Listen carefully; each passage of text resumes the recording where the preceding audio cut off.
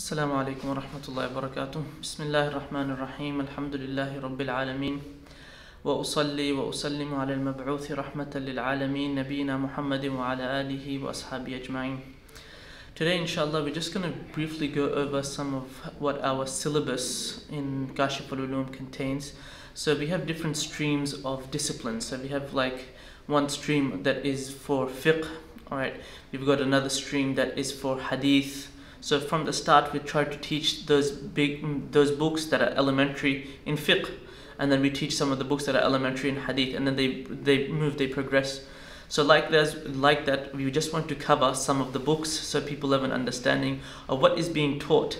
And we all know that what is being taught in the madrasa, and it becomes clarified, and we have an appreciation for the works that are being taught. So as many of us are probably aware that the final year of the 6-year alim course is called Dawra Hadith, the year in which there is a revision of the ahadith. This is because there's this progress of books that eventually we start from smaller books of hadith, which we lead up to, and then at the end we study within the final year Sahih al-Bukhari, Sahih al-Muslim, like that. So similarly, we've got one stream for fiqh, and in our madrasa we try to teach mainly the fiqh that is there is the Hanafi fiqh, and also we have other streams as well of the Shafi'i fiqh and the Hanbali fiqh. Today what I'm going to discuss is the most elementary book, the first book that is taught in the Hanafi fiqh. So in the Hanafi fiqh, the book that we use is known as Taleemul Islam. Taleemul Islam is actually authored by an Indian scholar, a great scholar of his time, Mufti Kifayatullah Rahimahullah. So Mufti Kifayatullah, he was considered as one of the greatest scholars of his time, and he was born towards the end of the 19th century. Born in 1875, and he passed away in 1952.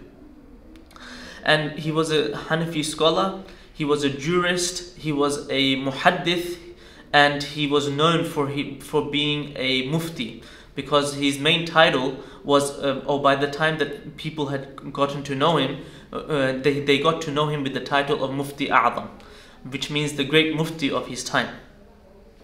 And this book, Taleemul Islam, that he had written, this book actually contains, subhanallah, it's written by such a great mufti, a great scholar of his time, but it contains the most basics for the young child.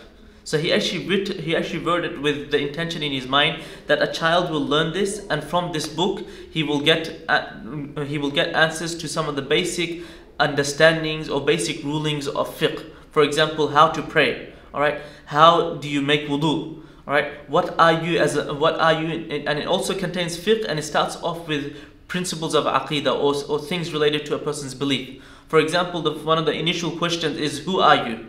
Alright, so that's how the book begins, that who are you? And the response is, I am a Muslim. And this book is structured in a way that there is a question and an answer. Question and an answer. It's in order to facilitate for the readers and to make it easy for them, that they are given the question themselves, and then what is the response to that question.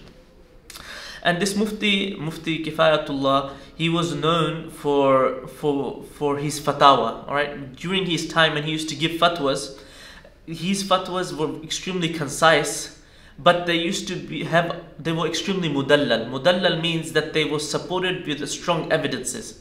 So while his fatwa were very concise in writing, the evidences that he used, many people used to be shocked and used to be amazed that how can the mufti come up with these evidence? Where does he even think of these evidences from? So he was very, very capable in terms of this knowledge.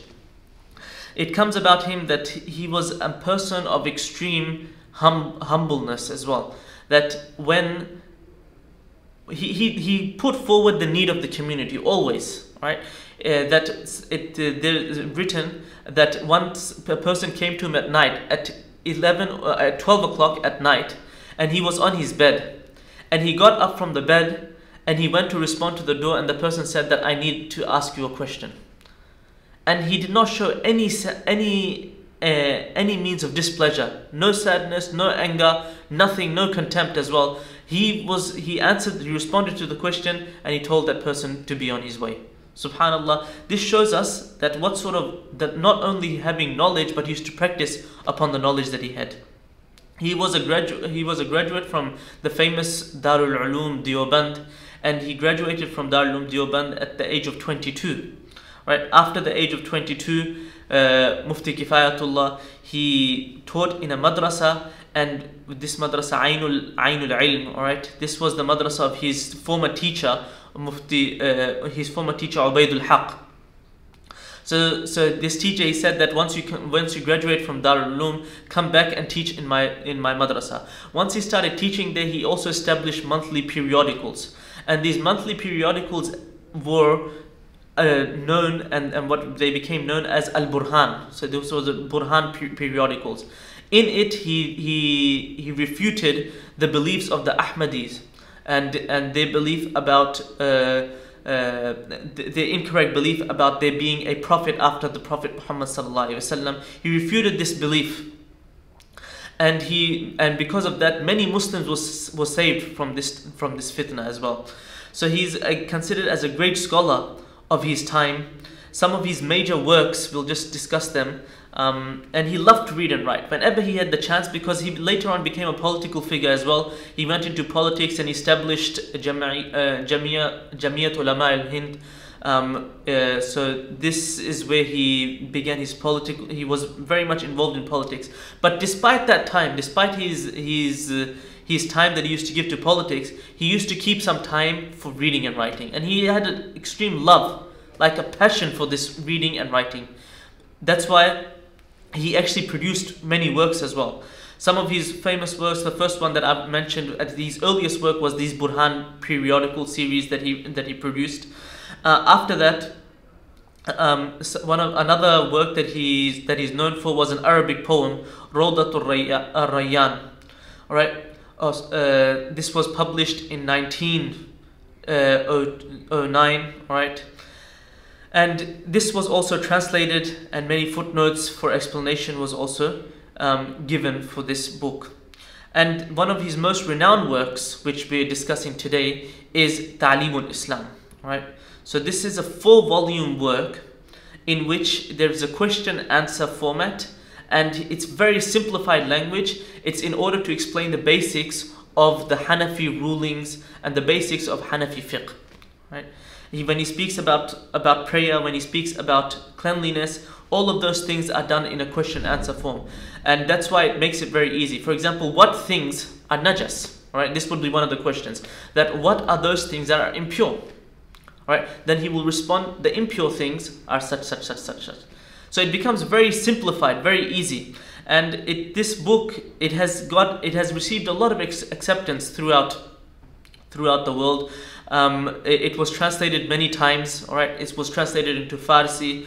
Right, it's also translated into English. One of the English translation was done by Mufti Afzal Hussain. All right, Ilyas, and another English translation is done by Sabihuddin Ahmad Ansari. These are the 2 translations that are available for this book in English. Taleemul Islam, you can find it in English as well. And even one of our teachers in our own institute is reworking on this book, and he's translating it once again to make it even more simplified, and he's almost completed that work as well. So this is just a summary of the fiqh stream, the fiqh, you can say the discipline of fiqh, of where we start off. This is the first book that we do in our madrasa, and after this we move on to other books, Kifayatul Uloom, and then progress to Quduri, and then to Hidayah. And inshallah, in this series we will go through who are the writers, who are the authors of this book, and what we can receive, and what is the purpose of teaching this book. Wa akhiru da'wana and alhamdulillahi rabbil alamin.